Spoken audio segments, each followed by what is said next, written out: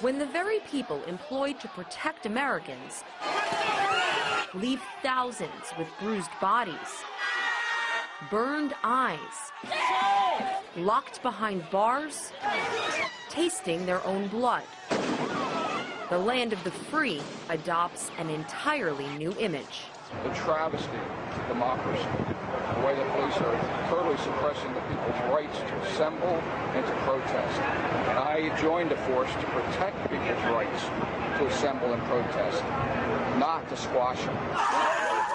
In recent months, U.S. police officers have made an enemy of those citizens using their freedom of speech to protest against corporate greed and corrupt politics. Today's breed of American law enforcement is dressed in riot gear and armed with heavy weaponry, body armor, flashbangs, tear gas, and lethal projectiles.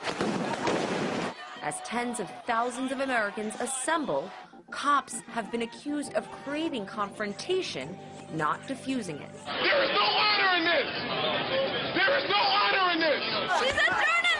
A level of police brutality so bad, a former Marine sergeant couldn't stay silent. If you want to go fight, go to Iraq and Afghanistan!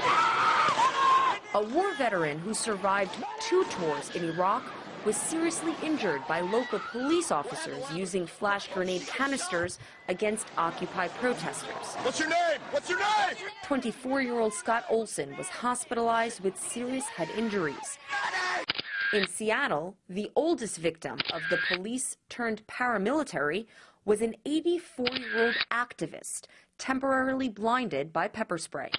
The United States, which bills itself as the pillar of international law and democratic freedoms, has consistently placed itself on the world stage as the self-appointed beacon of moral authority. We call upon the Iranian government to abide by the international obligations that it has to respect the rights of its own people. Instead of respecting the rights of his own people, Gaddafi chose the path of brutal suppression.